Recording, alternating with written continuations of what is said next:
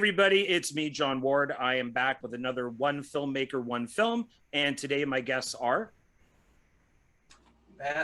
Matthew Festle. And Matt Leal. The Matts. two Matts. And tell me a little bit about you guys. You know, who are the two Matts? So I am a writer, director, and cinematographer based in Los Angeles. Also co-owner of Three Keys Media, which is a production company that Matthew and myself founded this year. Last year. Yeah. And I do a lot of sound work, but more specifically lately trying to get into producing, writing, that sort of thing, with Matt, with Three Keys Media, and the various productions based off Hacked and further on from that. Today we are here to talk about Hacked, and you also just got done making another film, right? Yes, it would be our second feature, horror feature, Shadow Marsh. So we just finished production back in February, principal production, and a couple pickup days recently. But yeah, so we're in post-production currently with that film, but we're excited to hopefully get it done by the end of the year. Nice. So I look forward to that one too. And one of the reasons why I wanted you guys on is because I am a big fan of Hacked. Matt F knows this because I didn't want to just send him a text message. I wanted to call him to tell him how much I enjoyed the film and how awesome I thought that it was, when I thought it was just going to be one of those crappy COVID-19, hey, you film your own stuff and mail it in to me, and then I make a bad movie out of it. And it was the exact opposite of that. And thank you. Oh, sure, you're welcome, and it's rightly deserved. And I do have with me here, this is the Blu-ray of it. Let me get it up a little bit higher here so people can see it. That's the I gave to their campaign, so I got these nice autographs. It's hard when you got black in there. There we go. Backgrounds love to play games. I sometimes it does. It's like there's the back. Awesome. And then, without really even knowing it, I won this second copy. So I'm the proud owner of 2 Blu-rays of this film, and I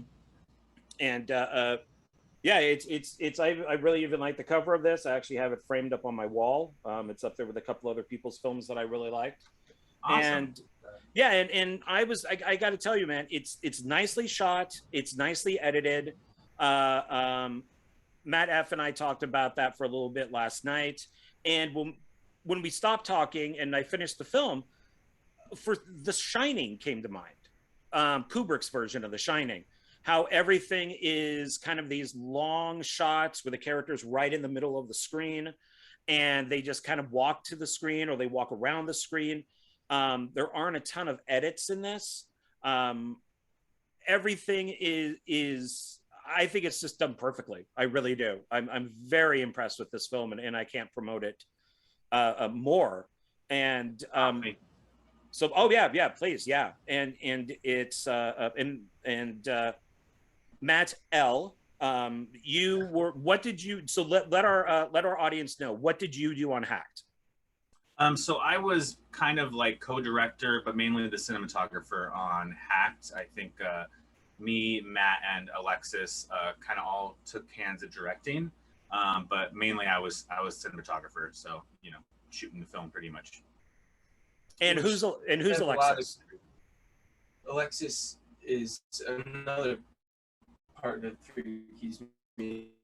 Yeah. And she handles effects, makeup, costume type stuff, especially on Shadow Marsh. Our next film, she did all the monster stuff in that film, and effects. So she couldn't be here for this, but so she played a big part too in sort of the creativity of our story, of where we were going. We kind of had a blueprint, and then that altered a little bit as we went through production. Yeah, for sure.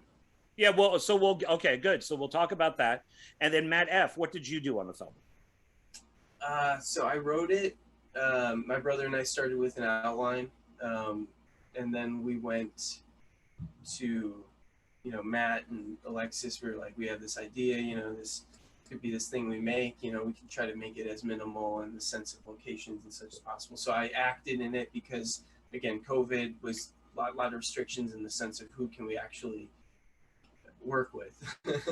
And we didn't really have access to actors, so it was like one of us is gonna have to. He said no. She's like, hell no. So I was like, all right, Yeah, I guess I'm going for it. So and yeah, so I did that, and then in post I was with Matt. I did sound on it and music with him, and he did the editing and such.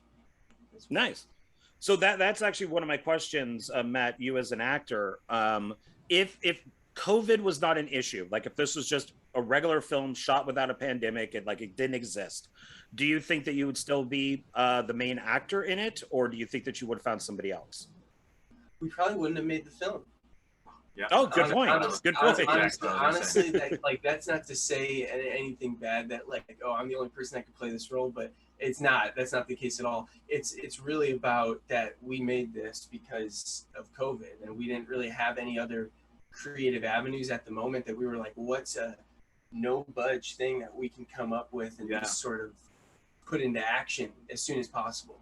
Yeah. And it was like, this is it. And I happened to be here. We had microphones and bullshit that we could just act like this is that. So it's a podcast now. Yeah, no, I think to give a little context, you know, we got put on lockdown. You know, I work retail, so we got put on lockdown, and we were sitting there. We didn't know how long this was going to last, you know, in the beginning of quarantine. And so we're all sitting together, and I think we had all kind of done short films before and thought about doing features. But I think when the idea came about that, hey, half of this is going to be Zoom call and the other half that we're going to shoot narratively, it doesn't seem as like big of a, you know, ambitious project, because about 30 minutes, it's like a 30-minute short narrative and 30 minutes of it is Zoom. So I think when we kind of approached it that way, it seemed doable. So I think that was kind of our initial thing. And then also too, like you said, like, if COVID wasn't happening, I don't think we would have even had like come up with that kind of idea of half Zoom, half you know, narrative or whatever. Yeah, because as you know, John, you've seen the film. It doesn't actually revolve around COVID.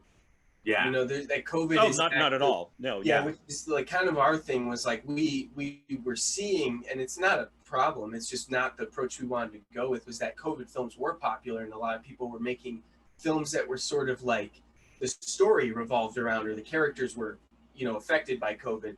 And we were like, well, let's just make it as if, you know, it's a long distance podcast, and that's why it's long distance. Is not, you know, COVID is not part of the storyline as much as we can try to make it seem.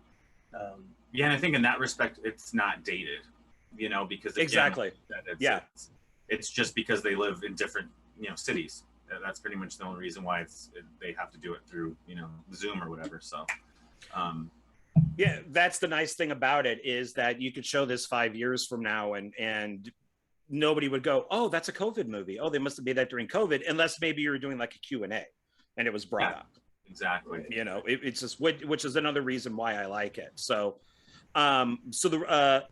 were there any other films that you were thinking of making then, you know, that maybe were just Zoom calls and you'd make a whole movie on that, or was this the number one idea that you had? Well, we've got plenty of cool ideas. At least we think they're cool ideas. But he's got cool ideas. I mean, when we were going over that, though, we were initially getting ready to try to do Shadow Marsh. Yep. Mm-hmm. And we were trying to get that through pre-production and going, and then COVID happened, and we were like, the scope of this is just too big to try to pull off during COVID. Like, it's not going to happen. And like to Matt's thing, is like kind of like we were waiting around, so we knew we were going to shoot Shadow Marsh regardless, but COVID kind of had to, you know, clear up a little bit for us to be able to even take that on. So what can we do in the meantime? Can we do something where, and again, it's the same thing. Like, you know, I was a part-time cinematographer, and Matt does audio. So we're like, we don't really need anyone else. Like, we can definitely do it all in-house. Alexis can handle the effects and stuff. So it was really just one of those things, like, let's just do it, you know? It's always the thing with like, oh, you never have time to do it. Now we actually had time to do it. Was shut and make down, it, you know, so take advantage of it. Right. And now you're back with Shadow Marsh. So right, a little more traditional in the sense of a narrative movie. Yeah, exactly. Mm-hmm. But I think Hacked is a good place to start. You know, if you had to show somebody something, then that this would definitely, you know, help with another project show, you know, and as I'm sure Shadow Marsh will too. But if I saw Hacked, I would have, you know, and if I was a producer, I'd have confidence, you know, in you guys that you could make something especially low budget. So, and speaking of low budget, what was your budget, or did you have a budget? Budget on that thing, as minimal as it can be, under $1,000. Under $1,000 for sure. Yeah. Mm-hmm. That it's like some of that was the art. Yeah. some of that was paying the actors, and that's pretty much it. You worked for free. I worked for free. Alexis worked for free. Right there, your whole crew's working for free on it. So and then you plan out your schedule, and you plan it out like, here's how we can do a Zoom call efficiently with the talent, and plan it out so that they have a good block of time that we could really get a number of takes with them, and that we're not just like stuck with one take, that's all we could get, or whatever it may be. It was, some of the scenes were ambitious. The one with Tom Michael Mulligan and Jackson, that was, to me, I was like, it's a hard scene to do because it's a long scene, and I thought they did a really good job on it. Yeah, and we had I think 2 days of kind of rehearsal with that, where we would get them on Zoom and we'd talk about it, and then they would kind of do it. And then, we have a different day set up where they actually did it. We recorded it or whatever. And even as, that was super no budge as well. Because obviously if we could have done that pro, you and I know we would have had, if it came to it, we had the money, a microphone, a lav sent to the other person on the other Zoom call, so that we didn't have Zoom audio technically, we'd have their lav audio to mix, and those little things like that. But again, everything happened at once, and it was like, this is the story we're making. So and this is the budget we have. So was there a full realized script, or was some of this ad-lib, like the calls between the two people, kind of like on the screen that we are right now on Zoom? Were those fully scripted, or was some of that stuff ad-lib? It's a script. There is a script, but we did go off of the script for sure. It's just too much of it is just that, what I just said, all those natural things that might be almost annoyances in the English language just happen naturally, though, because we broke from the script. And so when you do that, eventually it became a moment of you'd say a line and then you'd add something else to it, and then you might have the weird pause, or you say and we kept it because maybe that seemed a little more natural during the take. So it does. Though I do have a script though for it. We had this. I remember we had the script, and I remember we would talk to the actors about it, and then I was always open to having them interpret it the way they wanted to. I'm a huge fan, and Matt too, are huge fans of mumblecore, the whole one take, make it really natural. So I know that was something we really wanted to do with them. So they would kind of. I think you have to scoot over. Or get closer. Well, with your hair down and with it going all in the background, and you kind of going in and out, you kind of got this Jesus thing going. There we go. There we go. But so we tried it. It was like half and half. The script was there. They were free to kind of do it. But also, if they wanted to go off book, they could do it too. We kind of left it open. Where did you go? Now you're back. See, I'm telling you. There's something kind of mystical about this. So with pre-production, what was that like? Knowing that you couldn't continue with Shadowmarsh, you wanted to do something that was, COVID-19. Well, the film isn't COVID-19, but because of COVID-19, what was your pre-production like on this? Like, how long did that take? Yeah, it was writing didn't take us too long. It was bouncing back between my brother and I, some ideas between Matt and I.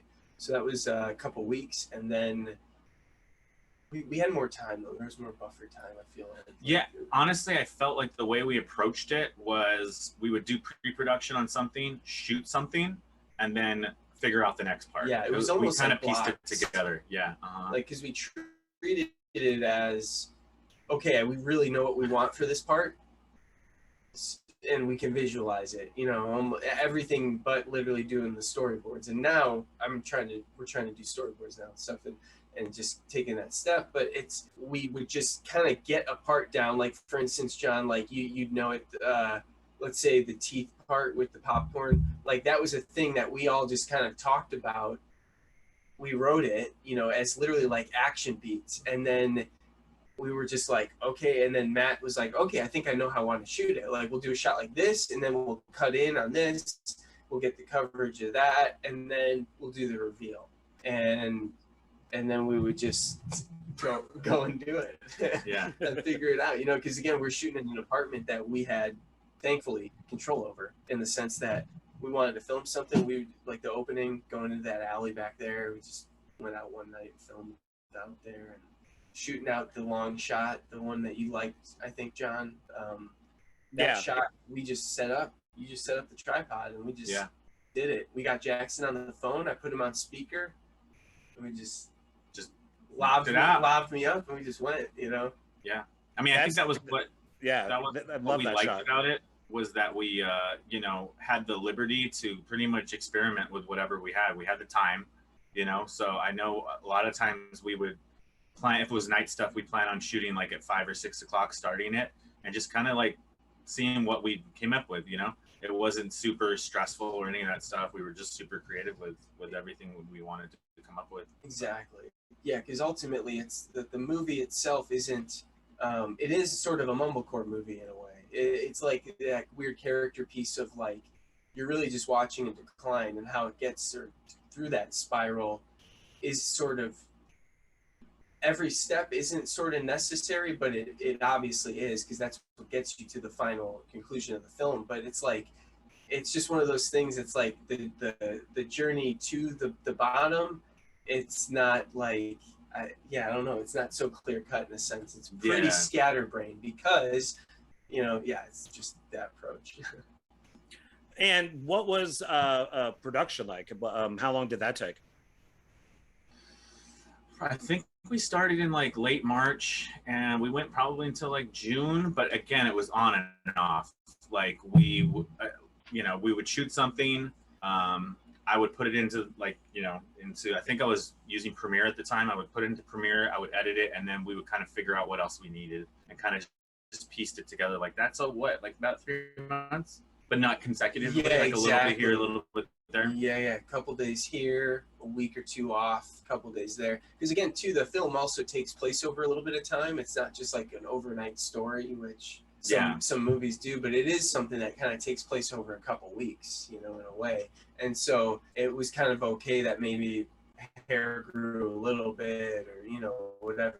People look a little different, you know, in a sense, but wasn't anything too strict. So did you only hit the light? Yeah, maybe I can. There we go. Yeah, sorry, I thought that was on before when we came in. It wasn't, so my apologies on that. Sorry, John. Oh no, it's perfectly fine. I like to, you know, whatever happens on this happens. So that's fine with me. It does actually look a little better. So we like dark movies, you know? Like dark lighting. Very moody. Yes, very moody. So then what about post-production? What was that like? How long did it take? So I think because we were editing as we shot, it was a lot easier than normal. So again, like I said, we would put stuff in to the editor and edit. And then if we realized, hey, we actually kind of need something a little bit more, we would come up with an idea and then kind of shoot it. But ultimately, I think, 2 months? Yeah, probably for 2 months for post-production. Yeah, for all the post, actually. Yeah. That makes sense, yeah. That it was, because we released it right after we were done. We basically, we checked it, we watched it, we made sure we were all happy enough with the cut and everything like that. And then we scored it within a couple weeks. Mm-hmm. Sound was done in a few weeks, I want to say. And then we got the proof in of the Blu-ray and the DVD. We just made sure that they played. And, because again, this was our first DVD Blu-ray run, you know, trying that out and making,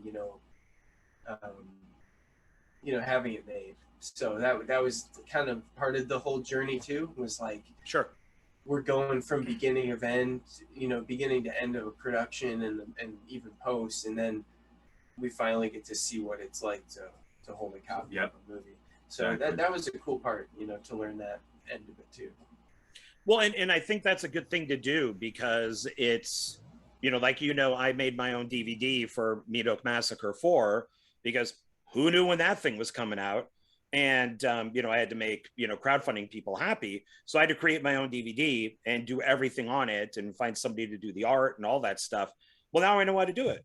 And so when somebody else comes up and says, oh no, it's so hard, I don't know how to do it, you know, blah blah blah, kind of complaining about putting something together, it's like, it really isn't. I mean, it's once you kind of put it all together and you kind of figure it all out, and it's not that hard to do. It's just time consuming, but it's a good thing to know, just in case a distributor or somebody else tries to tell you something and you know it's not correct because you've done it yourself.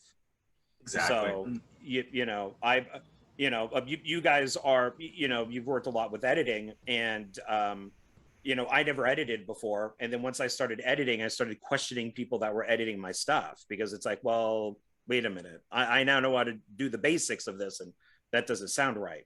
So yeah, it's always good to learn as much as you possibly can. And so this is the official Blu-ray that you guys brought out. Have you got in contact, or has a distributor contacted you or anything to do more of like a release for any stores or anything like that? When we finished the film, we had talked to a few different kind of people and places, I guess you'd say. Some were sales reps, agents, and some were distributors. And we ultimately just thought, you know, it'd be cool to try DIY, get it on Tubi ourselves if we could. And that was kind of our ultimate goal anyway with it, was like, if we can get it on Tubi and just have like our movie available free for people to watch somewhere, like, that's cool. You know, whether they like it or not, that's fine. Right. So it was like, that was our ultimate goal. And through all the people we talked to, just didn't really, nothing seemed like that ultimate. So it was like, you know, why not just try to get it through, you know, go through the whole aggregator route, Film Hub. I think too, like with us, like, yeah, Tubi was definitely always the end goal. And I think we wanted to always have a pre-sale to test ourselves, to see if there was even an audience, because we knew we were going to do an Indiegogo for Shadow Marsh anyway. I remember us talking about that and kind of being like, well, again, like, if we can't sell, you know, our own movie, then how are we going to expect people to, you know, want to donate to, you know, something that they've never heard of? So I think that was also a good learning curve as well. So I think it was just covering both ends, just seeing, hey, can we sell, you know, some, you know, movie we created? And also too, I think at the time, everyone was shut down. Like, no one was really doing it, you know? I mean, so, there was, like, there was in the indie, local scene. Yeah, I mean, there's definitely, like, hosts. Like, there was that cool Shudder one, which came out, like, while we were making ours, I think. Like, we were, we were in post or something, and that movie came out. And I was like, oh, man, that's pretty cool. Like, that Shudder snagged that, like, that timely idea. You know, it was this idea of, what was it, like 6 people, it's like a seance over the Zoom call thing. And they went pro with that, though, because Shudder wanted it. So Shudder gave all of them their own cams and mics and stuff, so that they were able to, you know, that turned out cool. But that was a cool thing that came out during, now that I think about it. But there was some other indie stuff happening, for sure. There's definitely some other stuff, I think. Well, yeah, I remember some films coming out, like Unfriended, and there were a few of these ones, but they were only on the screen. You know, it was only on the computer screen that the whole movie took place. And Unfriended Dark Web, I think Friended, it was one, and Unfriended was another, and the Friended, huh? Yeah, Missing, or what was that one? Searching? I saw that one. Yeah, that was another one. That was good. I think. Yeah, I think when you see it once, it's interesting. You know, when like, oh look, they pulled it off with everybody up on the screens and stuff. But then once that, you know, you get like 3 or 4 of them, and that's what I was happy with your guys' film, and I was worried about it first, is that it isn't just that, you know, is that you're out walking around, you're in an alleyway, you're, you know, standing in front of a building yelling at somebody on the phone, you're that was one thing we wanted to make sure that it didn't feel like Matt's in the house the entire time, because it's going to get boring real quick, you know. So we're like, what can we do, like, at least, again, like, to go outside, or can we, you know, get the plot somewhere where it's not in the apartment the entire time? Because Zoom call, it's stuck there. You have to be there. Yeah, because we even talked with the Zoom calls about like, oh, are we gonna do glitchy stuff and like cutty kind of things within the Zoom calls? And Matt was like, no, yeah, and that's a great point, because it's like, no, keep the performances themselves, you know, and in that sense, and not skippy and cutting around, or whatever. Like heavily edited. Yeah, exactly. So it worked. I thought it worked for this. It's again, it's something that takes its time, and it does require your attention. It's a slower burn kind of film. I guess I would say. But we went for it with what we had, and had a fun time doing it. Yeah, I'm glad that you guys didn't go that route, because if it's a found footage film, I guess it's better that way. I did it on a couple of my little found footage things. I added the glitches and the VHS effect and stuff like that. But what people don't get is, so I'm 55. I grew up with VHS. So if I go to like a Goodwill and buy a VHS movie that came out in the 80s, it's going to look exactly the same today as it did back in the 80s. So I think younger people tend to think everything has to have glitches. Everything has to have like these jagged, edits. Okay. And it's like, no, or bad sound. And granted, like I said, I'm kind of a hypocrite, I guess, because I did it myself, but that's what people are used to. So it's nice to see that you guys didn't do that, because that's not what footage looks like, and especially if it's digital, it's not going to look like that. That's a great point. And I'll be honest, I'm guilty of it. I do enjoy that's that glitchy, staticky kind of edits. I think that stuff is pretty cool.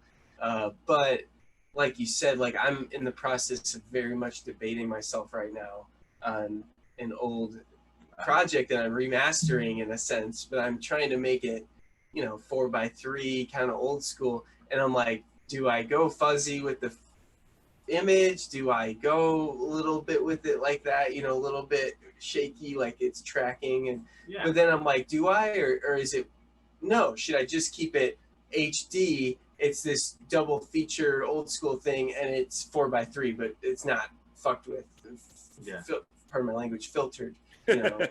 Swear away. Great. Yeah, obviously you saw the film. One of the first lines of the movie is like cursing and shit. So. Also, on YouTube, I clicked that little button that says "not intended for children." So there you go. Perfect. I was gonna say too. I think with that as well, I wanted, when the Zoom calls, the fact that they don't cut, I kind of wanted that, because you're forced to have to watch their interaction, and Michael can be very, again, like abrasive at times. And I think if we cut or glitched or any of that, it would take you out of it. You're forced to sit there and watch the whole conversation, which I think just adds to kind of like the anxiety that you're watching with these characters, or Darren's character or whatever. That was kind of like my approach with it.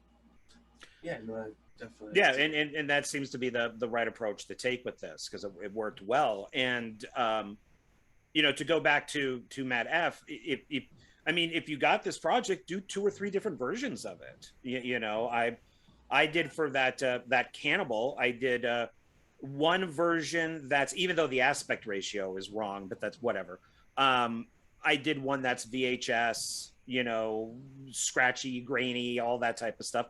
And then I did one that was just analog, because I thought it was nicely shot. I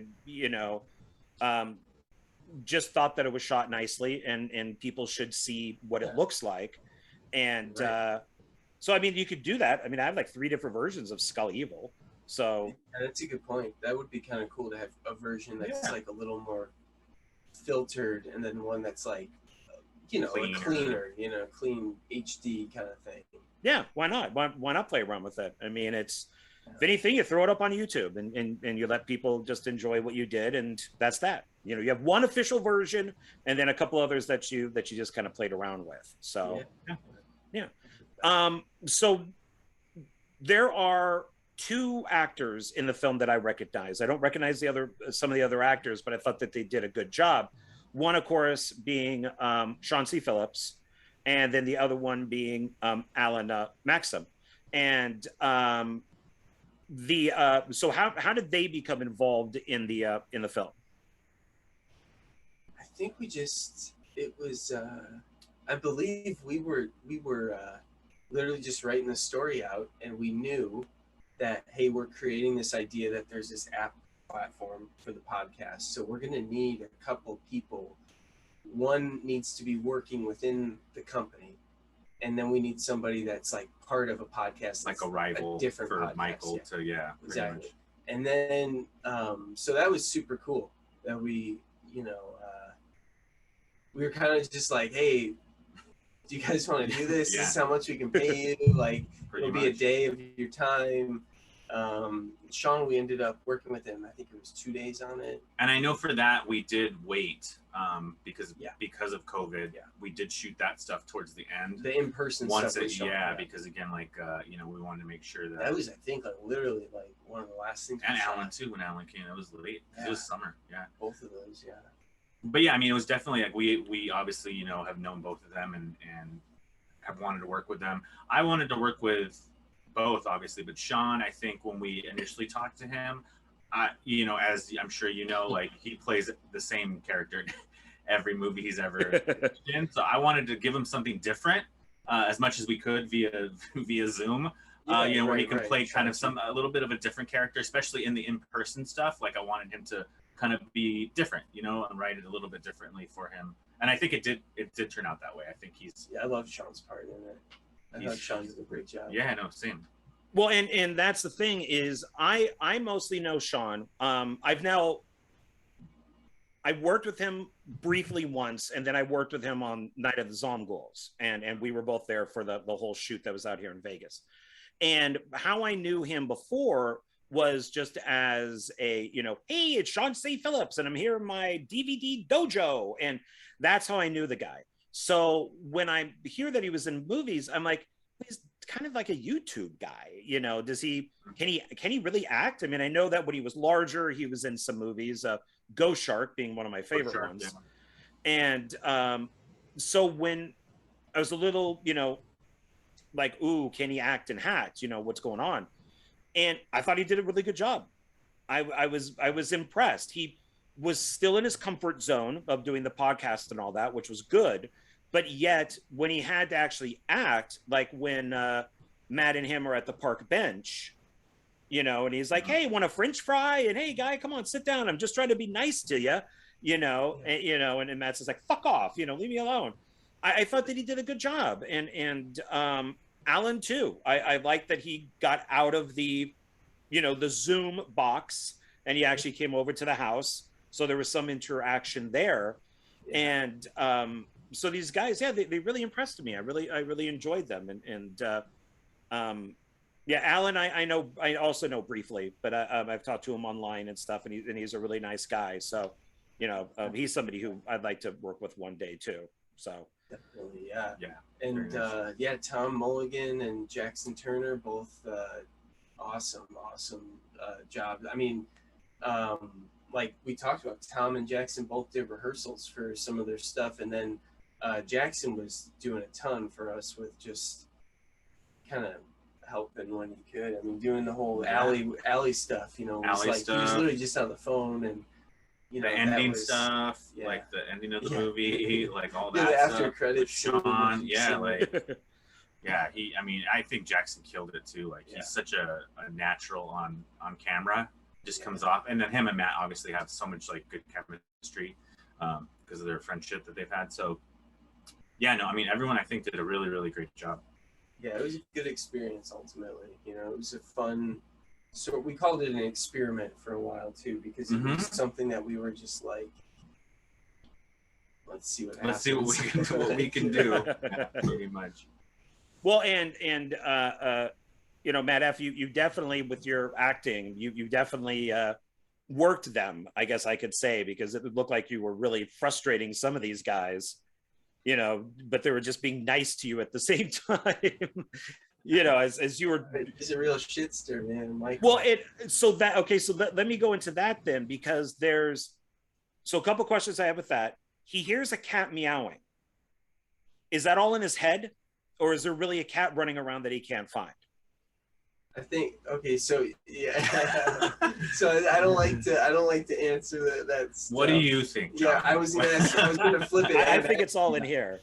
There you go. You think it's all in there? I think it's all in his head. Yeah. I think if that's what you think, then Exactly. I think that's what's right. I think whatever the audience thinks is what's right. Yeah, we made a big point to make sure that it could be perceived however you want to perceive it. You know. Yeah, because I mean, let me tell you this: like, was the cat there in the alley? I don't know. Maybe.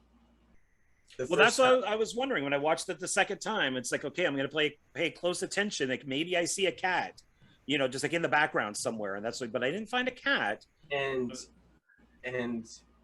yeah, that's one of the fun things I like about film in general is like I just saw, like I told him about it. I saw Green Knight, that new film with Dev Patel, The Green Knight with David Lowery directed it.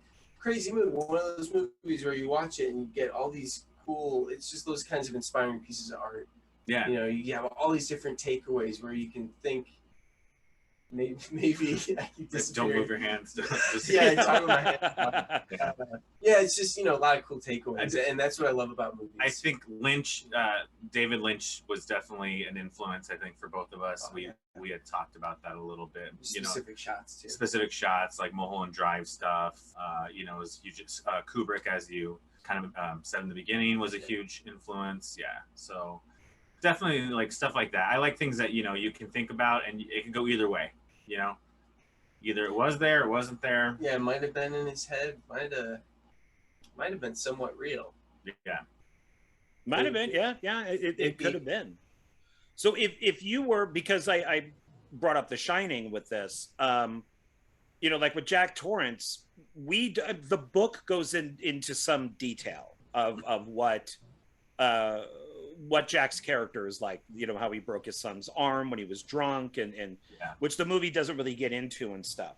So if we were to have like a prequel to Hacked, would we kind of see the genesis of how Michael is slowly losing it? Because he seems to be that way, kind of like in The Shining, from the beginning. Right. He is pretty much from the beginning that way. That's interesting. We've actually only messed around in our heads with like brainstorming with jokey like sequel ideas. Yeah. We never talked about prequel. And I think what we kind of came up with too, or we were talking about it without knowing that we were doing it, Michael kind of goes through pretty much goes through psychosis, and a lot of that stuff is, you know, linked to that. So maybe he was normal before, and all of this stuff, it was kind of triggering to him, and he ended up having a psychotic episode. So I think, yeah, definitely. We joked about sequels for sure. We have ideas for sequels, but prequels would be pretty interesting as well. Yeah, I think kind of finding out what happened to this guy, or maybe not, maybe just kind of leaving it where it is. But I know I always like prequels if you can, you know, come up with a good reason for, you know, for it to happen. Yeah. And yeah, because I always took like you don't want to force ideas. No.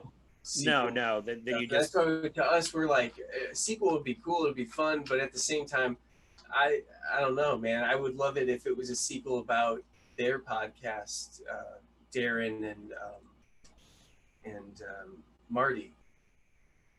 Yeah, it's like a continued little cameo by Michael, maybe something like they see him across the street. Part of the story. Yeah. Michael played a role in the story, but it wouldn't be like a lead role. It wouldn't be like a lead role. Yeah, small role, support. I think it would focus more on Jackson's character and something like that. It's kind of what we've got around some ideas. Kind of like Charlie Sheen and Wall Street. You know, was it Money Never Sleeps? That's the name of it. Exactly. It's got that like one day where they just film him and that's about it. Like, okay, we got your cameo. So it's because it's I kept trying to figure out, and I guess a lot of what happens to Michael is real, because when they're doing the Zoom calls, they're like, my God, man, what happened to your face? So I have to assume that some of that stuff obviously is real, but probably some of it is in his mind. Physically, right? Yeah. To him, you know. Mentally, though, how much of is it there? How much of it is external / other forces at work? Like I think about the bed stuff, that like sleep, you know, something almost like sleep paralysis. Sleep You're paralysis, seeing something in the corner of your room that you're like, that is not my jacket hanging on the door. Yeah. That is something standing there. But it's not. But maybe it is. Yeah. So, you know, I just like the open. I'm always, like he said about Lynch, I like the open-ended kind of stuff of leaving, like, let the audience decide some things, you know, and Right. ultimately the why of some things can be left up to the audience. Mm-hmm. Absolutely. You know. Yeah, not we really didn't need to know in Phantom Menace that Anakin made C-3PO. It wasn't necessary. So it was just nice to know that they were there, but they had to tell us these things. So Exactly. but oh well, now it's canon. What are you gonna do? So what was it like directing together? Like how did that work out for you guys? What I guess more what I mean is, like, did one person kind of do one thing, like work with the actors, while the other person worked more with the camera and like the crew? Yeah. I would say so. When we weren't butting heads creatively all the time. Yeah. No, It was a fucking nightmare. Yeah, it was just constantly. I was like, "Let's do this," and he was like, "I was thinking the opposite." Matt's the biggest diva on set. Yeah, where's my ice smoker? Well, with the hair and everything, you know. Right, exactly. No, I mean, honestly, like I said, I think when we were shooting Matt stuff, the narrative stuff, you know, super easy. Kind of had an idea, figured it out. Easy to bounce it back and forth. Easy, yeah, very easy. And then when we did Zoom stuff, I think Matt kind of took over a little bit more with the direction, because again, him and his brother wrote the script, so they had a better idea on it, better grasp on it, and I think we just kind of it was just a collaboration, you know, very easy. We're all on the same. The biggest thing is that, you know, you guys have to be on the same page, and we had the same idea from the beginning. Yeah. You know, same end goal. We want to make a feature ultimately, if we can, and a feature that we can get out and that people can hopefully see pretty easily. It's also really easy for me and him to talk because we're huge movie fans. We have a huge collection, so we talk in movie. Oh yeah, you know, this shot would be cool, kind of like this movie or something. You borrow from what you love, exactly. you know, and obviously you're paying homage. I mean, movies to this day still, you know, big studio films pay homage to things, and ultimately, like for instance, when we talk about those long takes, or, you know, you set up and basically it's a one take scene, that to me, I always think of like Jim Jarmusch, like directors like that. Down by Law was a favorite of mine, and just there's a couple shots in particular where they just set up the camera and let it play, and you just watch the actors do their thing, and it's incredible. And it's just like, that to me is so inspiring, and we couldn't do that, you know. I'm not a good enough actor, and we also couldn't get enough good actors here in person at the moment in time, so we just did what we could, you know. But it's inspiring to see movies like that, and I love that kind of stuff. Do you feel that films that do that basically do like one long take and things like that, do you think that's more of a creative kind of arty way of doing it, or do you think it's more of like we don't have the money to do 3 or 4, you know, setups for this, so we just need to do it in one? I think it's both. I think you know, you can make it an artistic choice if you're bogged down with, hey, we don't have enough time to do, you know, close-ups and all that stuff, and we only can do a master. I think, you know, you just have to be creative about it, of how you do it. You know, like I said, with the alleyway, it was important to hear that whole conversation, you know, from start to finish. So what's the best way to tell that, you know, without being in the Zoom call again? You know, oh, well, like, you're walking to this, you know, meeting that's happening, so let's hear your conversation. You know what I mean? Yeah. And like you said, like, out of necessity, we couldn't cut back to Jackson for his part. So let's have you just hear his kind of reaction to it, you know? So yeah, I think I think it's just out of necessity. Some of it can be. Yeah, I would say, like for us, it was definitely necessity, but there's still a creative thing to it. Like for me, if we have the choice on some of these projects that we're hoping to do, furthermore, God damn it, don't move your hand. Past Shadow March. There's films that there's films, you know, ideas that I have that we both have that would just be great to see. Here's the room, God damn. And now here is the Let it scene play out. playing Yeah, out. yeah, And you get for to sure. watch the talent put their own, you know, what they do into the role. And that's why I think I loved those movies like that. And that's why I find that style so, inspiring. It's just like, wow, you really get to see everything and all the best work there up front. The best shot, like, it's a beautiful shot. The sound, it all sounds good or whatever. And, like, you know, Tom Waits' performance is amazing. Like, you know, all those little things that they do. And that's what I strive to, like, wow, I hope we can do that one day. And the one thing we love is oneers. I know that's one common thing, you know, and it's good and bad because, again, you only get one take to nail it. Yeah, so if you mess it up, it's your back to the beginning. Let's start it over again. But yeah, I'm a huge fan of those. And yeah, like he loves movement too. So like if you are sometimes doing that master, let's say, but what if you can put some movement into the shot still though? So you're not just stuck the whole time. You're still kind of interacting with the cast in a sense and sort of seeing and living in the zone that they are. Yeah. So. Yeah, I think it definitely goes both ways because you have these kind of micro budget films, and I've definitely watched enough review shows now or channels or whatever you want to call them on YouTube, where they criticize the filmmaker for only having a one-way phone conversation. And I think it's how it's done is it's just somebody like me, just like a shot like this, and they're just on the phone. Oh yeah. Yeah. And it's like 2 minutes. Oh, I don't really no. Uh-huh. And you're like, dude, cut to the other side, cut to the other side. But if they do it like yours, like the shot that I really like, it's interesting because Matt is down at this end of the alleyway. It's an interesting alleyway to begin with. There's a lot of stuff to look at.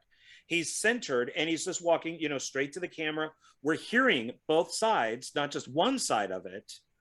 And it just worked out really well. So in some cases, I think it depends on how you do it. If you're creative enough to do the one-sided phone call, it's going to pay off. And some people just can't pull that off, you know, and it's just that cheap shot like me right now. And people get annoyed with that. And oh, no, I agree with that. But yeah, appreciate that. Thank you, man.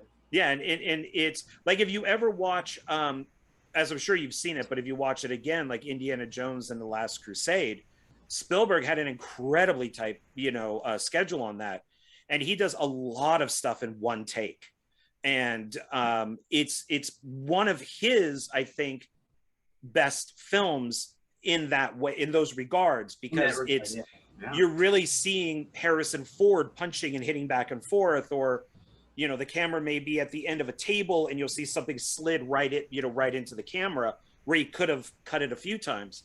And it's a film that really stands out to me for that type of filmmaking. But then, of course, you have someone like Stanley Kubrick with The Shining, where it is a lot of static shots. Yeah. And, you know, and that's just Kubrick. That's just what he does, while somebody like Spielberg in most of his movies does a lot of cutting back and forth. So I think it just kind of depends, you know, on who the filmmaker is and how much they know. Right, no, and I think too, in time, we'll hopefully experiment and try new things that we haven't before. I mean, Shadow Marsh, we tried new things, and obviously we're gonna keep trying to push ourselves. Yeah. Trying to do something different every time if we can, whether it's the story itself, the genre, whatever it may be. Yeah. So. What type of equipment did you use to shoot it? Were those drone shots your own drones, or was that like picked off of like YouTube? No. I own my own drone. I think it's a Mavic Pro or something like that. It's a couple years old. So, and I used to shoot weddings, so I do a lot of the drone stuff. And then we shot it on a Pocket 4K, which now everyone's shooting all their movies on. But we shot a Pocket 4K and then Mavic and just some stock lenses. I think I don't remember what lenses we used, but yeah, I'm super. I mean, again, like I'm super happy with how it all kind of came out. You know. Yeah, I mean, it's, you know, we understand it's got its flaws. It's a micro-budge indie film that's trying to tell a story, so there's going to be flaws. Yeah. But it was, like, ultimately a really positive experience, you know, in terms of what we, I think, grew from and learned from, ultimately. So, did you have certain things that were, like, happy accidents? And I'll give an example is, you know, Matt's on the Zoom call. And then I'm sorry, I don't know the guy's name that's part of his podcast, his real name. I don't know his real name. Jackson Turner. Jackson. So, and he's on the other one. He is incredibly bright. Everything in that room is white, bright, and everything. But on Matt's side, it looks like he just has like an O-ring that's aimed at one side, and then half of his face is completely black. Is that, on purpose, accident, or a little bit of both, to be honest with you? I think because it was very hard to light Matt on the Zoom call, because the way the desk was situated in the room, I barely had a little bit of space to light him. But what we noticed was, as the Zoom calls increase, he gets darker and darker. And like you said, it starts to kind of take over his. Now I'm in the thing. Take over the whole. No, you're in the shadow marsh. Yeah, right. Exactly. Yeah. So again, both kind of. Once we noticed it, we're like, hey, well, let's just go with it. Why am I going to fix that? You know what I mean? Yeah, exactly. Yeah. Becomes one of those, like you said. I'm glad you noticed that. That's good cool. term. Yeah. I've always. Oh yeah. Happy. Oh yeah. I notice stuff like that all the time. So I'm especially when I'm taking notes, I'll look at every single scene and see if I can pick out something. So, awesome. Especially if it stands out like that. There's a song that kind of goes throughout it a little bit. It's like the Boogeyman song. Mm-hmm. Oh yeah. So why did you choose that song? Public domain. No, good reason. Good reason. That was part of it. Yeah, that was a happy accident too, because again, I think I was just trying to find something. We had that montage, his getting up montage, his waking up and doing his things, and drinking coffee before running. Yeah, that works though. Yeah, his character works. But yeah, so we were trying to figure out something, and I think I had just, trying to find those creepy songs, kind of tie in with it. So it just happened to hear it and thought it worked pretty good with it. So, but yeah, I don't think we really. Yeah, we listened to it a few times with it in there just to kind of see what it played. I asked you guys really if you liked checked it out, and then we brought it back at the end, as you know, John, to kind of hear how it sounded. Yeah. And we kind of futzed it a little bit, messed with it a little bit at the end, just to change it up a little. Bring it full circle. Yeah, exactly. But to bring it back still. So yeah, it was one of those happy accidents in the sense that you saw it or heard it and thought, okay, this could actually work. I don't know that it's public domain though, and then it was, and I was like, okay, cool, man. A bucket of blood. Yeah, that worked out too, because again, bucket of blood's in there. The whole cat thing happened before. Yes, and that was an idea I had, and then when I found the film Bucket of Blood, because it was one of those things I like to watch a lot of those B-movie, cult movie, Corman stuff and beyond, and Bucket of Blood, I like Dick Miller, so I was giving it a watch, and it was cool because it was like, oh wow, there's this whole thing about a young guy who kind of like starts committing murder in a sense, like starts with an animal, and I thought that with our script and with the idea that there's this cat that's renting space in Michael's head, it was like maybe this would be a cool little, like in a sense, it's just a nod, it's like there's nothing really to that connection to Bucket of Blood, but it's just cool. Like at least that's the way I see it. I think filmmakers too tend to also, put movies in movies, which is fine. Obviously we did it, but I think what was cool with us was that it's part of the podcast. Michael's watching it to talk about it during the podcast, so it makes sense as to why he's watching a movie. And just so happens to be, again, obviously stuff that's entering his mind subconsciously or consciously. It's Movie Maniacs. Yeah, it's Movie Maniacs. That's exactly. Go play on Flick Fanatics. Yeah. YouTube channel. So is that maybe where the cat came in? Like the cat meowing that Michael always hears? Was it from maybe a Bucket of Blood? Because he does stab the cat, and the cat's like, "Nah!" Makes this horrible meowing sound. And I think you're saying is he hearing the cat from the film in his head? Yeah, kind of like is that so kind of meta, breaking the fourth wall a little, right? Well, no, I was just say, well, I'm still hearing that cat. No, I'm just kidding. No, but it's like, but yeah, I mean, it could, again, it very well could though, because like you said, in the middle of the day, at one point, he's on the computer typing up, and then he hears it in the kitchen. Yeah. And it's one of those things that he's already writing about. Yeah. You know, that very film. So it could be. And so. Yeah, because it's interesting that with his character that we don't really see him with any friends. You know, I'm assuming he doesn't have a girlfriend. He's just kind of this really abrasive, you know, there's something wrong there that maybe somewhere in his life. Yeah, there's a disconnect somewhere. Yeah. He's not totally happy. Nothing is really making him quite there. Yeah. And I think that's what is, like, he's searching for it and he's finding it in the podcast. It's filling the void in a sense. And when he starts feeling threatened, I think is where. Yeah, and I think he just has, I mean, personally taken, I think he just has like he has an obsessive nature to him. He always probably has, yeah. I mean, wanting to be the best. Yeah, doesn't matter what, you know. When he gets obsessed about something, he gets obsessed about something, and it kind of just, it can go into the deep end. I mean, you see how obsessed, like he even obsesses over lies to the point that he believes them by the end of the film. That everything he's saying, he truly, you know, I would like to think he's saying because he thinks it's the truth. Is that he's saying, no, the doctor told me over and over again to call him this day and whatever, but you know, he literally creates this time and a schedule, and like, you know, it all becomes fabricated, but to him it's real, everything. So yeah, because with him, like making, you know, like I think it was 39, you know, calls, and then the voicemails and the text messages and the emails and all that type of stuff. I mean, I have no idea how this guy would actually function in the real world. You know, if he got a job at 7-Eleven, you know, just, you know, oh crap, I got fired for the, you know, this podcast. I got to now get a job at 7-Eleven. I mean, how would he interact with people? I mean, right. there's no way. And maybe, and again, you could take it, maybe that's why he's doing the podcast. Maybe he kept getting fired from every job that he ever did, you know?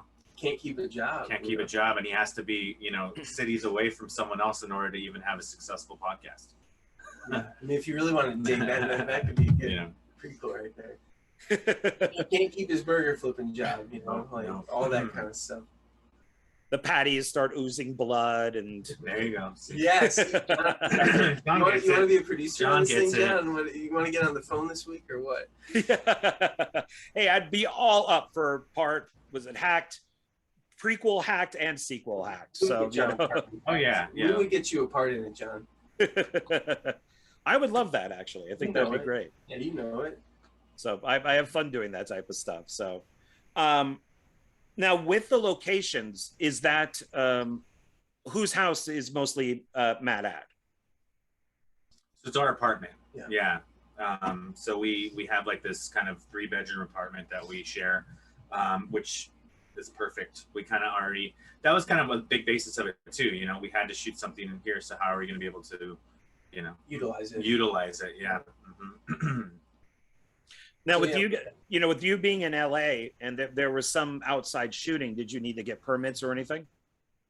No. We go total DIY, guerrilla filmmaking, if you will. And even Shadow Marsh. Yeah, Shadow Marsh, same thing. But yeah, we first of all, we picked spots that, I mean, they're the street. You know what I mean? You can pretty much film in the street, but like the alley was right behind our apartment. That medical office is a block away from our apartment, you know, where Michael's running down the street.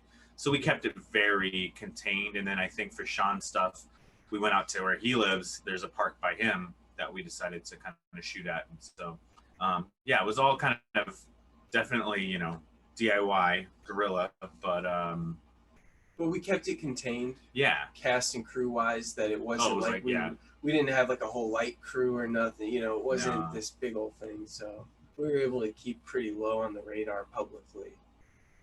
That's a good thing to do, because out here it's actually very easy to shoot. You don't really, you know, it's for like Xmas 2, when we shot in the restaurant, it was just buy a couple meals.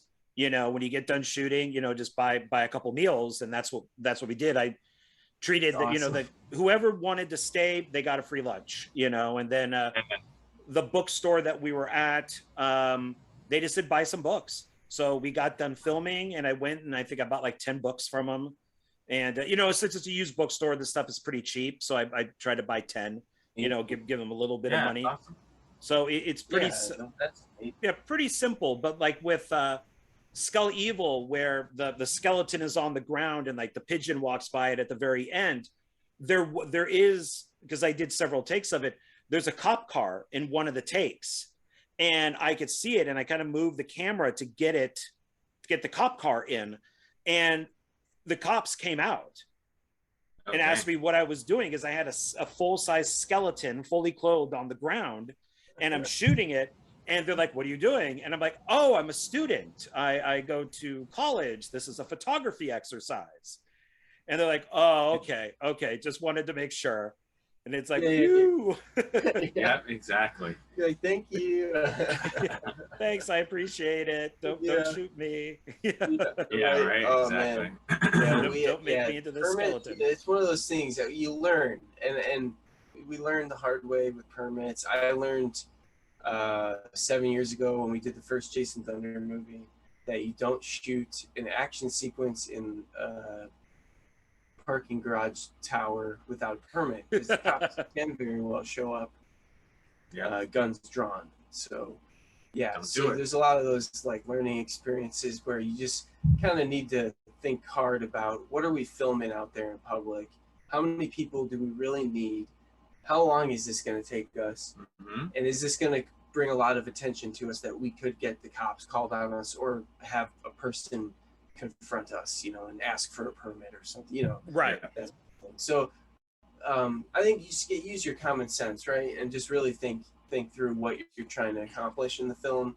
How's that going to look to a passerby, and that sort of thing. Yeah, especially if you're dealing with guns and things like that. Thankfully, Hacked had none of that. You know. Yeah, because I've worked on 2 films when I was in college, and both of them, one of them was right off the freeway, and we were all supposed to be like 1950s detectives and gangsters, and we're all aiming our guns at each other, and right down there's a bus stop, and the next thing we know, friggin' SWAT shows up, and they got all their guns drawn on us. And they got, you know, the bulletproof vests on, and you know, we're 20 at the time. You know, we're just film students, and you know, we're idiots. You know, we're absolute idiots. And one guy saw the 16mm camera that was sitting there, and he's just like, Joe, they're making a movie, you know, and they're just like, guys, get out of here, just grab your crap and go. They didn't take the guns or anything, you know, because we're talking, you know, like the late 80s. It's literally what happened to us, except it wasn't the SWAT. It was just the cops showed up though, but this literally the same story. They were like, you guys, they're filming.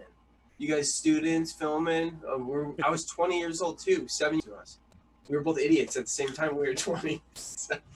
There you go. Yeah, and it I think at times I worked on this film called Nutcracker that David Hess was in, and the Glenn Griefey, who's the director of it, he was shooting at the college that we were going to, because it started off as a student film, and we were underneath the parking garage, and these cops and security came up and asked, well, what are you doing? We showed them that we were students. They're in the movie now. They took out police tape, they wrapped it around stuff, they had their cop cars sitting there, because it's supposed to be a murder scene, and they're in the movie. So I don't know if cops can actually do that, but they did, and I think it matters what it is and who, you know, how you handle it. You know, if you're really nice about it, then, you know, they kind of, maybe they'll even join in, you know, and want to be part of that, or, you know, just kind of let you do your own thing. So exactly, that's awesome. You know, it all really matters. So it takes it, and, you know, I've at least told Matt F, you know, the story that happened at the ending of Meat Massacre 4, where we had the helicopters all around us and cop cars all pulled into the dirt lot that we were shooting in, because they actually thought that we were murdering our lead actress, Mindy. Oh, wow. Yeah, that's a crazy story, dude. John's told me the story. It's pretty wild. That's crazy. Yeah, they legitimately thought that shit was going down. Yeah, well, I mean, yeah, of course. When you're... yeah, real screams, man. I'm sure. mean, I mixed that for you. That movie does have some screams in it for sure. Yeah, she's got some lungs on her, so it's pretty loud. It's a good film, John. That's a good film. That's definitely my favorite in these series. Yeah, I love that one, dude. That's well, thank you. Well, it's funny because the on YouTube there's a guy who does horror timelines, and it's a pretty popular YouTube channel. And he did, what did he do? Oh, like some like nun movies, like there's like Curse of the Nun movies or something. And I told him that I was in Bloody Nun 2 because that's one that he reviewed. And he's like, hey, just to let you know, I'm going to be actually doing the timeline of the Meat Hook Massacre films, not knowing that I was involved in them at all. Wow. And I said, oh, well, by the way, I like wrote, produced, directed part 4. And he's like, oh, I should have you on. So at some point next year, I guess there's going to be a timeline, a horror timeline of all the Meat Hook films. Oh, interesting. Cool. Wow. So yeah, he figures out if the dates match and why is the character in this film and not in that film. And he kind of puts it all together. Oh, yeah. He'll go in. He goes into the continuity and stuff, huh? Yeah. Continuity. Oh my god. Yeah, his stuff is pretty good. It's pretty detailed. Continuity are tough. Yeah. Yeah, so we'll see about that. But that's a whole different thing. So back to you guys. Cool, man. I'll look forward to that video. Send me that link when it comes out. Yeah. Oh yeah, I'm looking forward to it. So, but thank you for saying that Meat Hook 4 was the best. I tend to think it is too. So it is. It really is though. It's an awesome film, dude. Yeah, the production alone is it. Yeah. And you got good kills from Bubba and Ruth. That's true. Well, look, not to turn this into a Meat Hook thing, but looking back at the film and all of that type of stuff, it is. I mean, I do enjoy it a lot more than when I first saw it. So I think that it has good sound, it has good music, it has good acting. I think, Dustin Ferguson did a good job with the editing. There's obviously things in it that I would have done differently, and I had the opportunity and I didn't take it because I just wasn't up to it. But it's a lot better when I look at it now than when I had originally watched it. So it's something that, yeah. That's really good. It's good. Yeah, so it's hard, dude. You know it. You're an artist. Which one did we do? We talk about Hacked and stuff. We're always like, man. I mean, yeah. I can't watch myself act. Hacked. I can't. I get it. It's not. It's not something that everybody's gonna like. But yeah, it's hard to. We're gonna be our own worst critics. Is I think what I'm trying to say. And that ultimately, it is hard sometimes to look at your own work and appreciate it. Because the first things you're thinking of is, I should have done this differently, and I've effed this up, and why did I do this?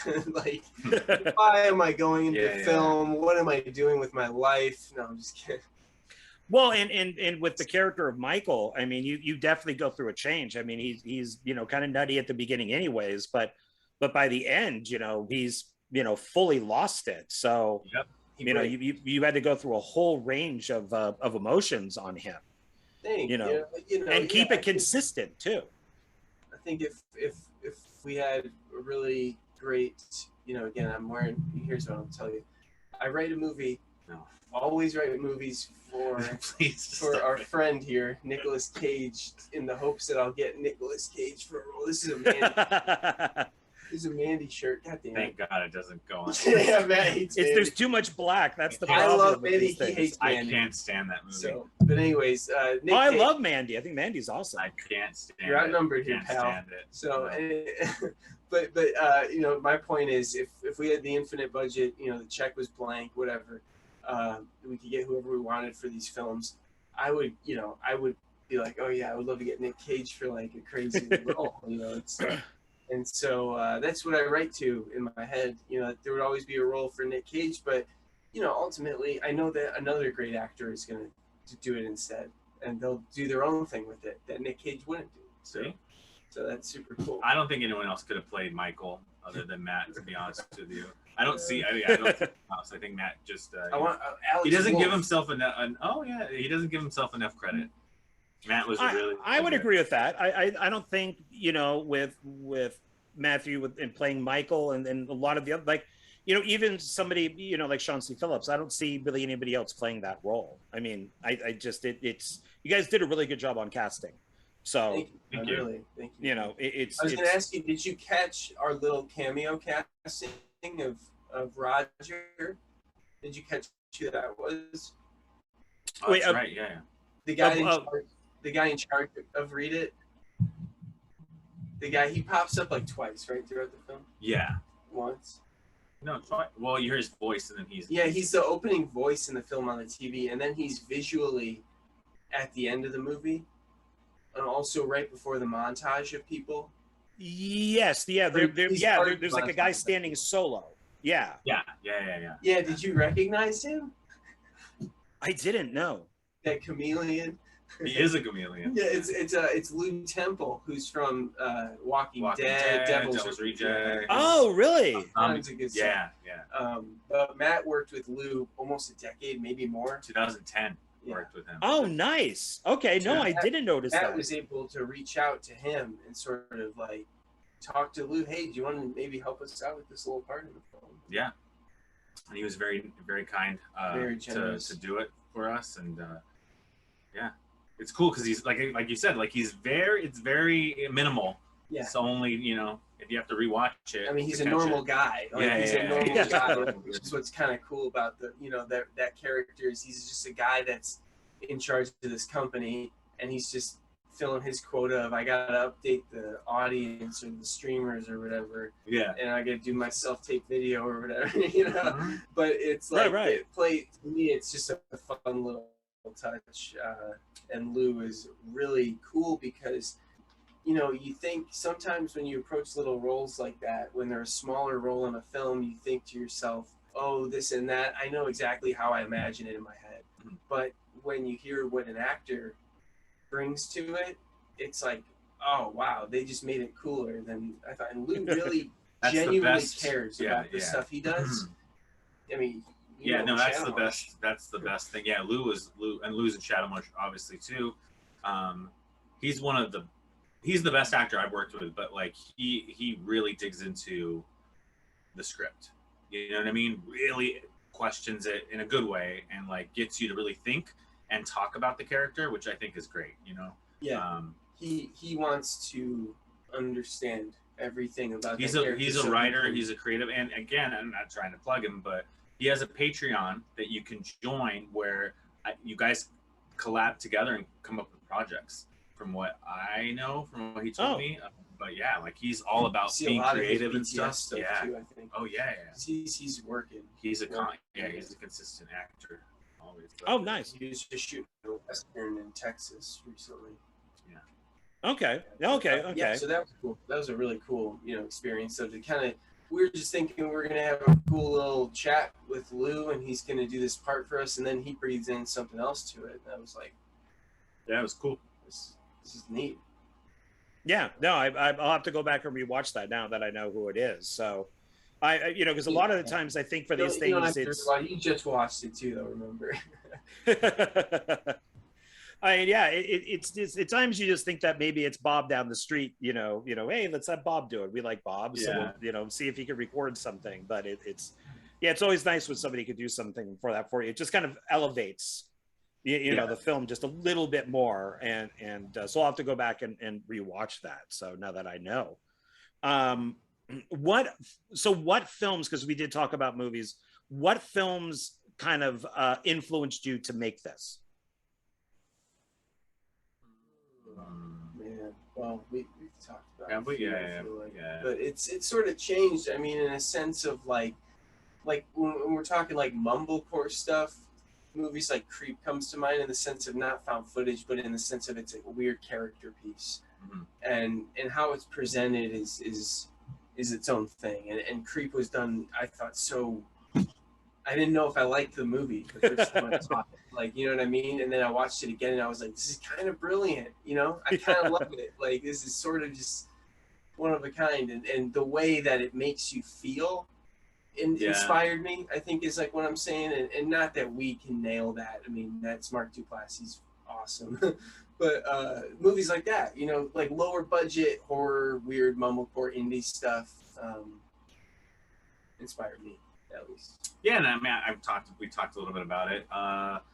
Visually, like Kubrick, definitely Lynch was a big influence on this movie specifically. Especially visually with some stuff. I'm a huge fan of. There's a show called The Outsider on HBO, and that DP has a lot of really cool, unique shots, a lot of wides, where the characters walk in and stuff, and that influences me constantly. So I'm always kind of looking at that. But I could have sworn there was like one movie where Jacob's Ladder actually really kind of influenced good film. a lot with like the whole psychosis aspect of it.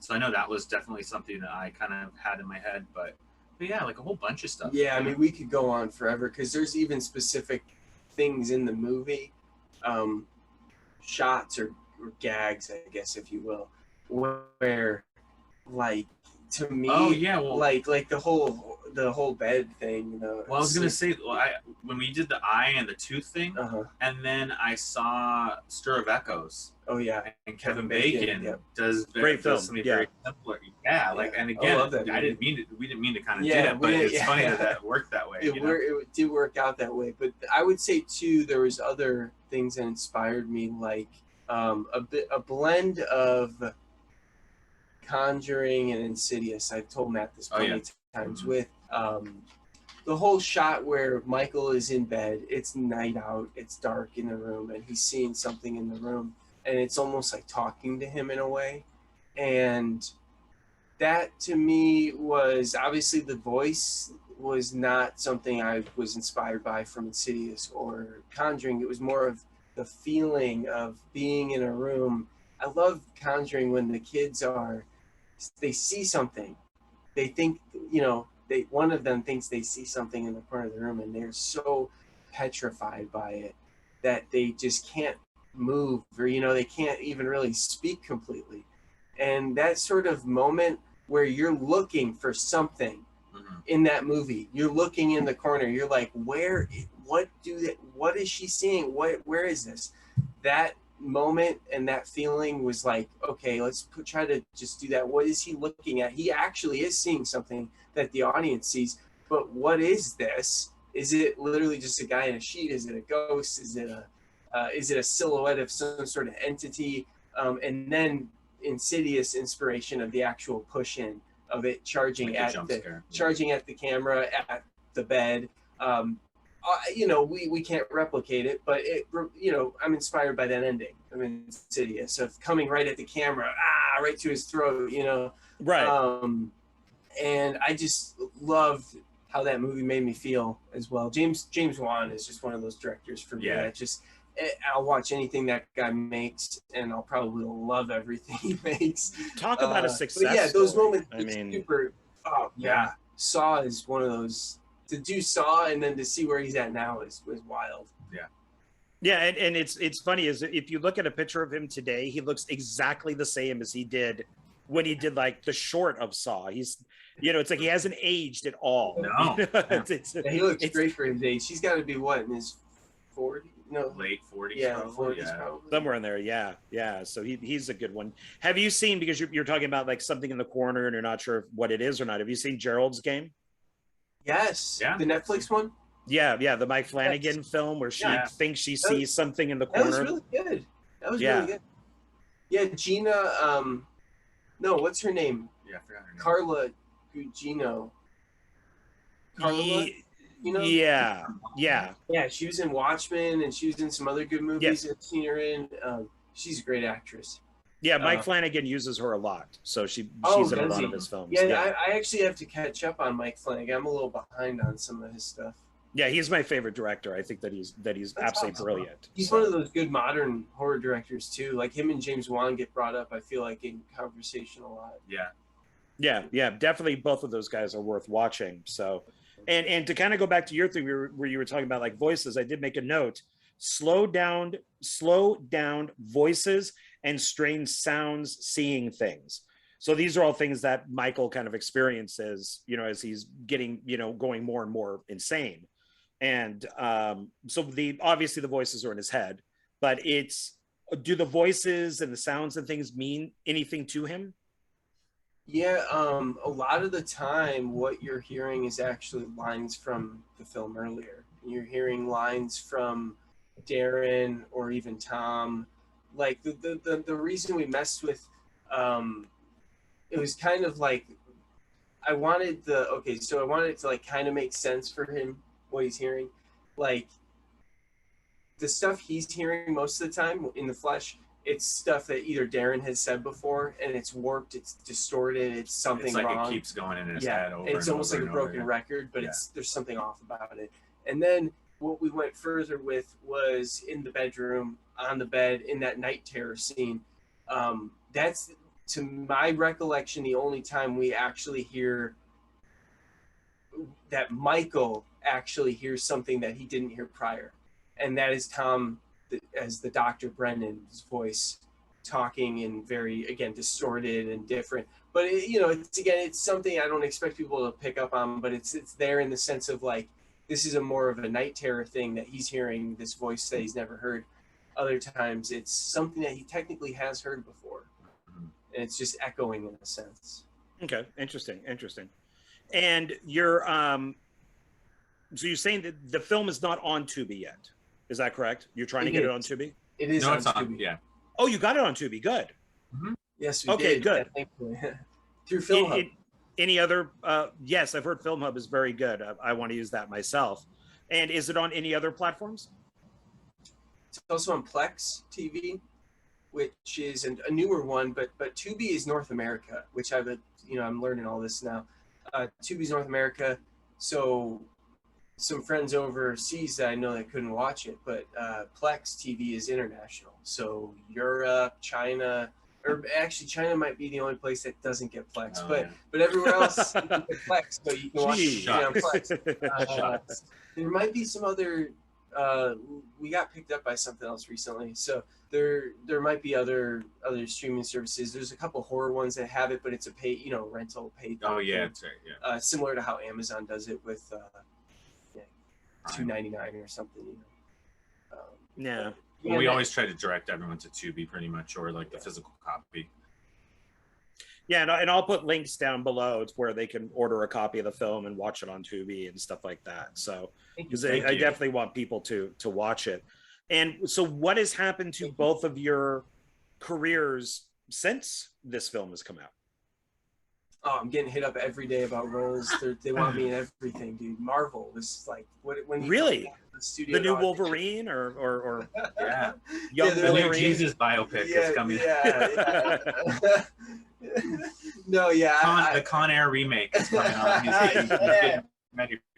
Ready? Come on, Kate. Oh, there it is. Come on. Oh. Yeah. Almost. Well, yeah, if you did the Con Air remake, because of your hair, you could do that Nicolas Cage scene where in slow motion he flips his hair off. When he gets off the plane. Yeah, he does. He's got his eyes closed. Yeah. And he's like, I'm off the plane. No, not really doing the acting thing. It's we're trying to finish Shadow Marsh. We've got I'm doing a couple other things in post audio. World War II film that's really cool. And Matt, you were coloring a film. Yeah, I was grading a film, a horror feature that's supposed to be coming out soon, and then just working on Shadow Marsh, and we have a lot of stuff coming up for next year. My next script we is have our on next version feature 2. that's getting ready to go. So draft 2 of my next script, so we'll get them going. Yeah. Okay, and so one of my questions is, I know the answer to this, but do you prefer to work independently or with others? And with 3 of you kind of being in this team and this company together, how does all that work? Where one person at times does everything. How do you guys kind of divide that work up? Thankfully, we're a pretty small company in the sense that we can make a movie from front to back, all in house, and the way we see it is there's not too many cooks in the kitchen. We have a couple minds. It's a very easy chain of command. Communication is super straightforward and simple, which is great because a lot of times I know people that get stuff edited in other states and such, and you don't even ever get to see that person in the flesh. But Matt and I, it's down the hall. Like, he can give me a hard drive. I can go over there.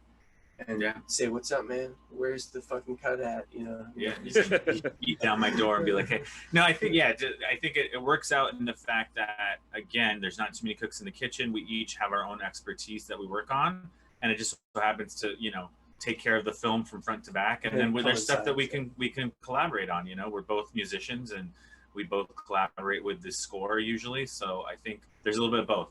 You know, like I let Matt do his expertise when it comes to the sound, and then, you know, me with editing and coloring, and then we come together with the score. You know, because like we're already talking about future ideas and scripts about what we hope that we can, like different ways of like, well, you wrote this thing or I wrote this thing, but there's all these other creative bounces that we still have with it, that it's still going to be a super collaborative team effort anyway, even if it was written by me or written by Matt. Yeah.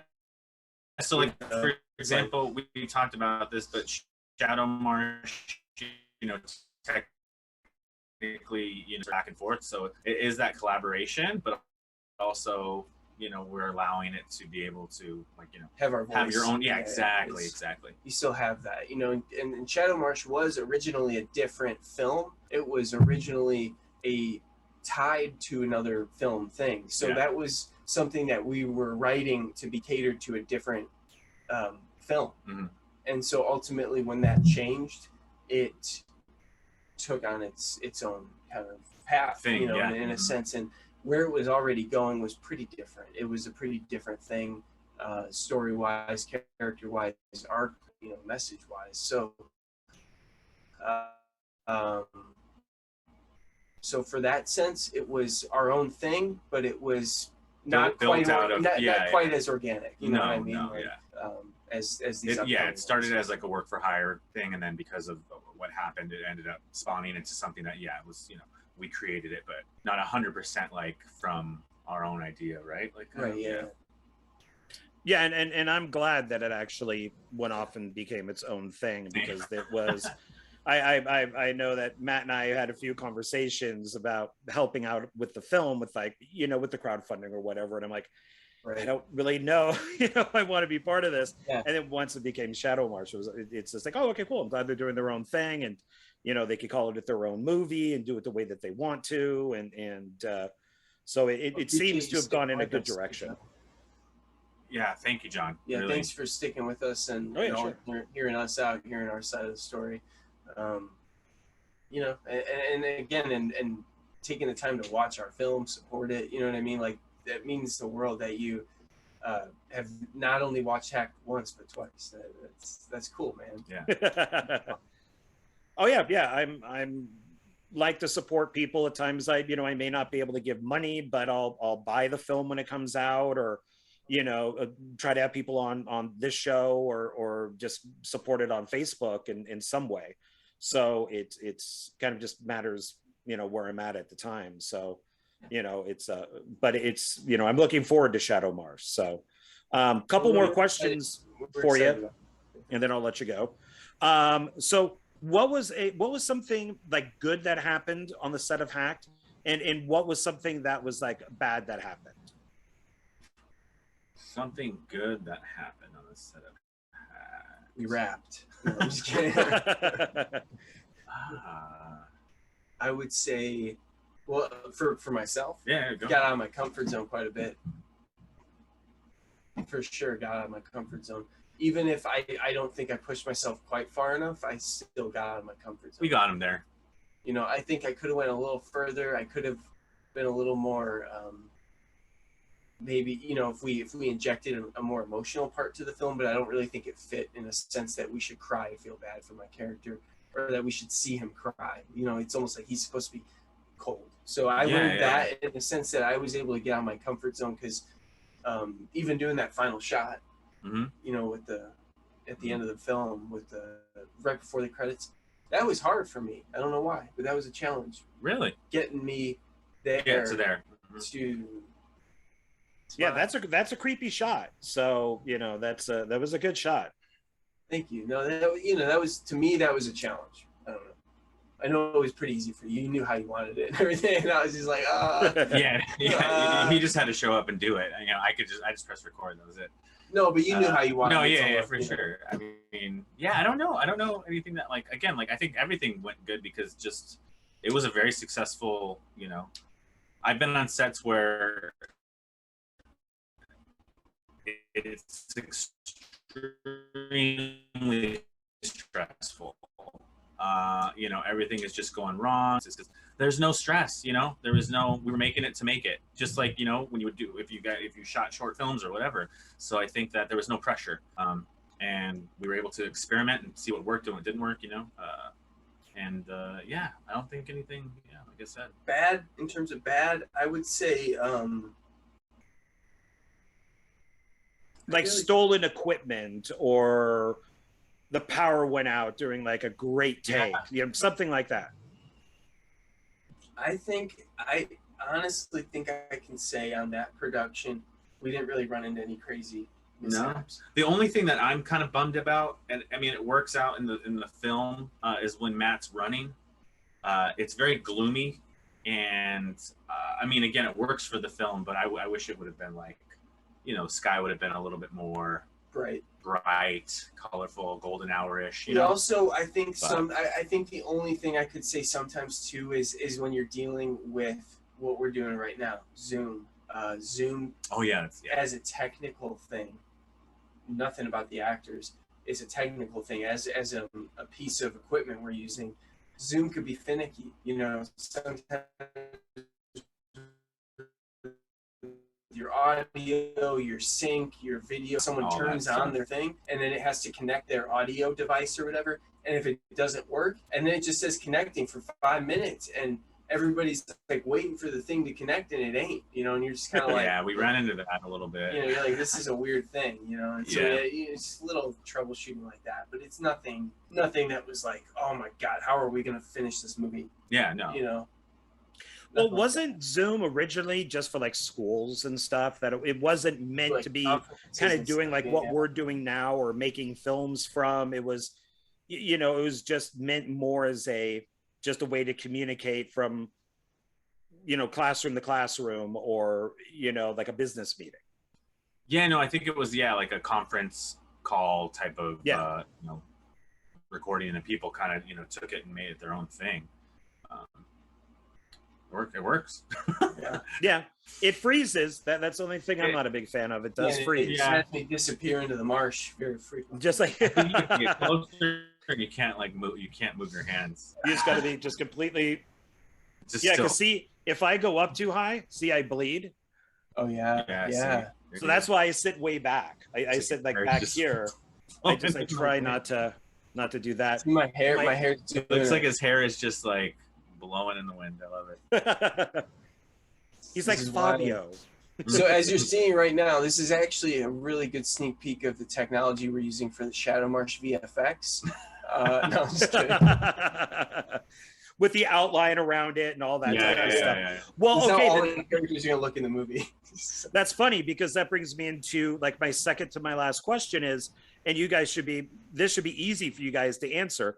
What is your experience with the new video editing and production software? So what's worked for you guys? What hasn't worked? Like, how has this stuff changed? How has this made movies better or worse? I started with Final Cut Pro pretty much, and, you know, on my Mac, and I liked it a lot. And then I went to Premiere just because that's what everyone said to do. So I went to Premiere and I hated it, and I went back to Final Cut. And I think when we did Hacked, there was an issue where I couldn't store something on an external hard drive for Final Cut. It wouldn't let me do it. So I had to go up to Premiere and finish the film on Premiere. And I just learned it, still didn't like it. Finished the movie though. Easy to do deliverables on Premiere, and to transfer audio and all that stuff for Matt. And then after that, I was done, and I went to DaVinci Resolve, and I've been on Resolve since, and I love it. So, you know, again, at the end of the day, whatever works for you, whatever you feel comfortable with, you know, and you can learn the software, I think.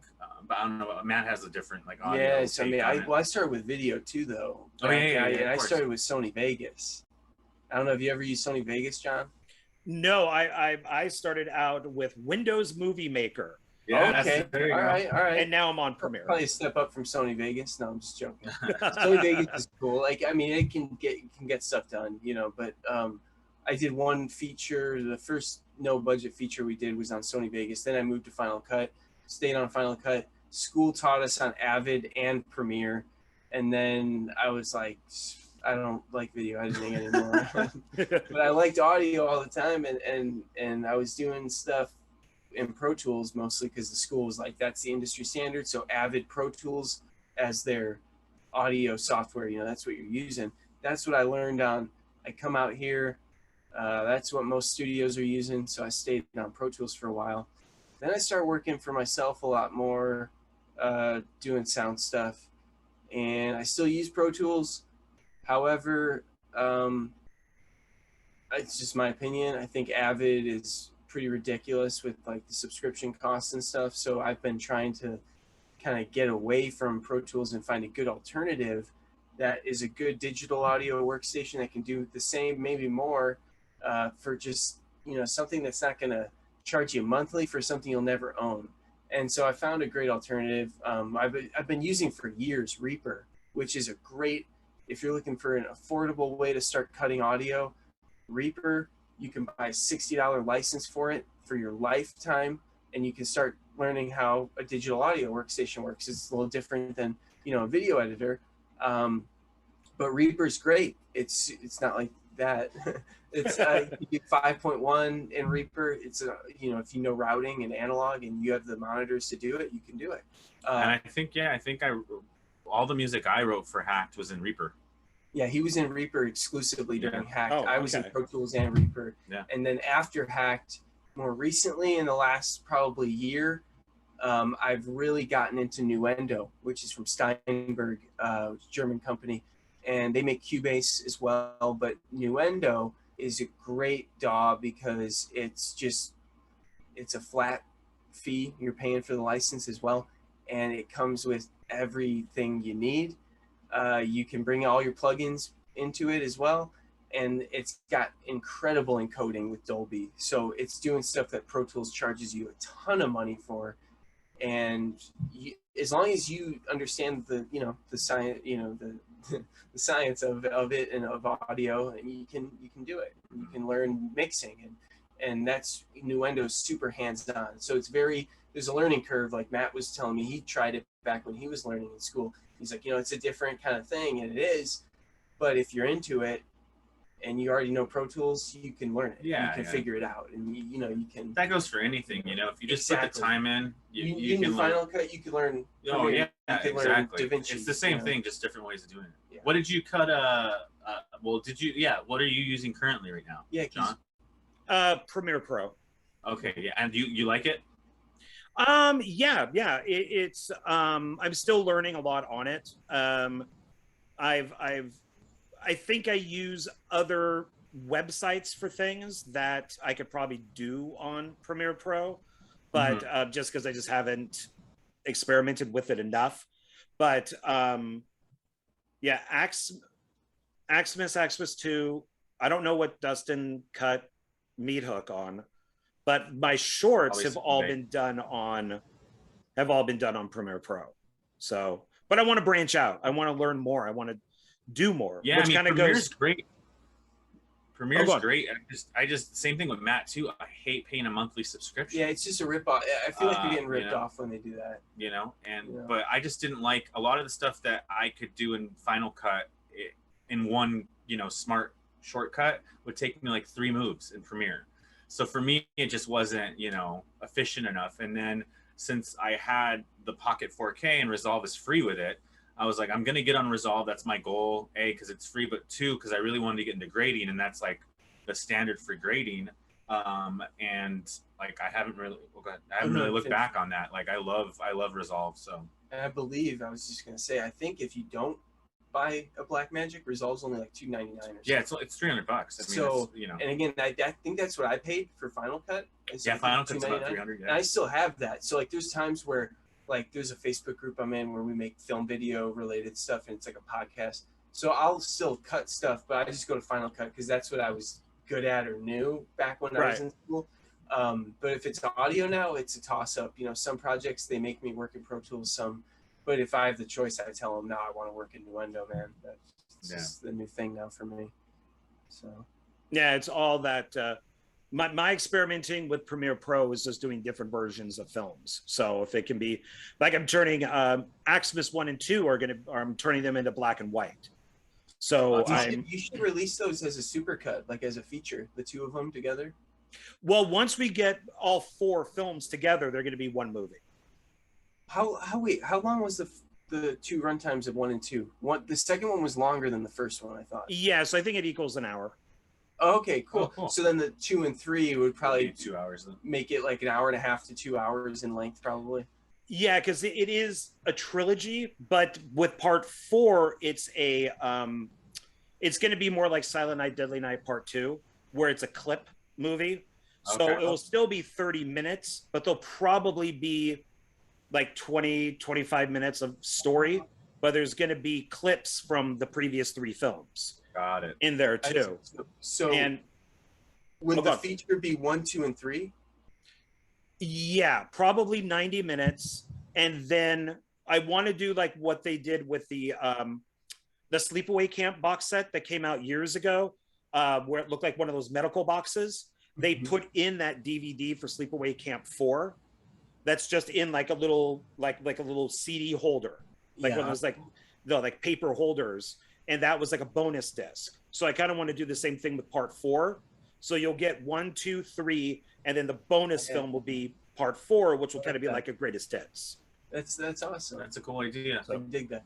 Oh, thanks. Yeah, it will work out eventually. Yeah, they'll get done eventually. So, but I don't want to keep you guys on too long. So one last question, which is, what would you guys like to plug? It could be anything past, present, or future. What should people look out for? I think it's look out for our new film, the Shadow Marsh. Yeah, I would say for sure Shadow Marsh. We're looking at the end of the year that we're going to be done with it, and next year it should be. Yeah, if you got the perk end of the year, we're trying to get those out. So if you got your copy and you supported it during basically the pre-sale, you'll be seeing it early. Yep.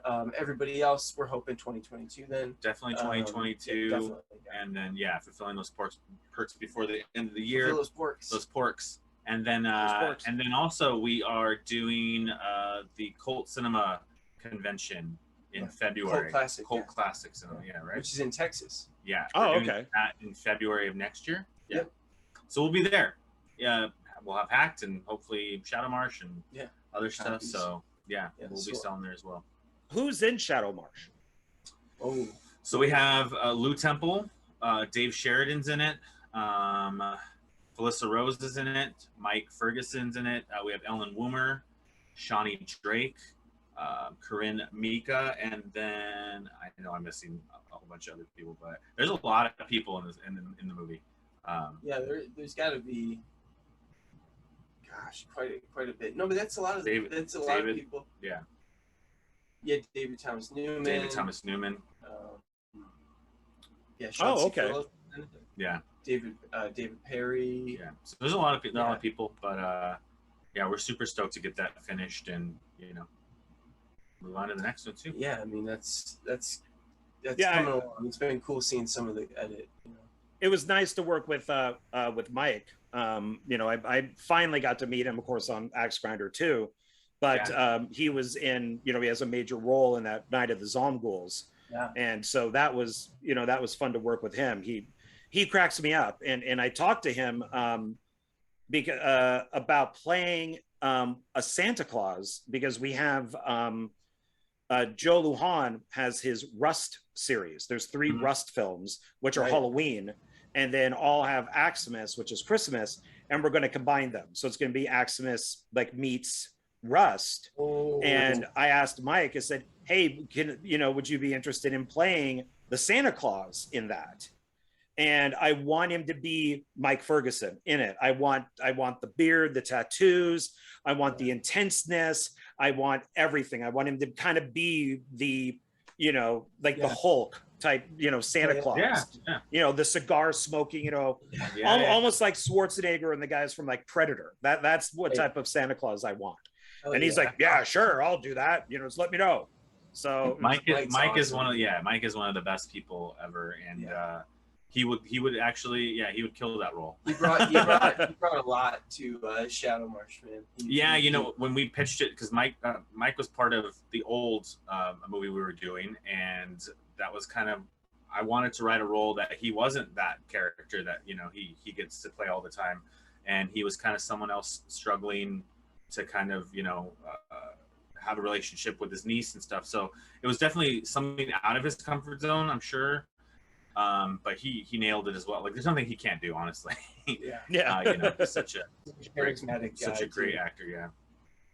I look forward to working with him, and I look forward to watching Shadow Marsh. So thank you. Thank you for having us on here again. Well, thank you. Please, I'm honored to have you guys on. So if there's anything else, you know, let's talk about it. If not, then we'll wrap it up so you guys can get back to your life. Oh, this is my life, John. Hanging out in Oregon with the Royals. Yeah, this is my life, man. This is like, when I get off this call with you, John, Matt's gonna disappear finally, and I'll just be here. You'll just fade back into the background. Bye. No, but again, thank you for having us on, and getting to talk about Hacked is always fun. You know, like I said, it's on Tubi for free, so if anyone wants to watch it, there. Thanks again, John. This has been a good time, man. It's been good to we got to be on again, man. We got to be on for Shadow Marsh when it comes out. Oh, definitely. That's the whole reason why I did just one filmmaker, one film or in this case, two filmmakers, one film, is then we could talk about another film down the road. So I don't want to talk to you guys about everything that you've done, because then there's nothing to talk about. I appreciate you going this deep into Hacked. I mean, this is definitely the most extensive we've talked about. For sure. Like 100%. Oh, sure. Well, thank you for answering all the questions. So it's at times I know it can be a little much. So no. It's great. But all right, so we're going to wrap this up, and so I appreciate everybody tuning in. And hopefully I'll be back next week with another one filmmaker, one film. Once again, thank you, Matt and Matt, the Matts. And we will see all you guys later. Where's my hand? There it is. Bye. Bye.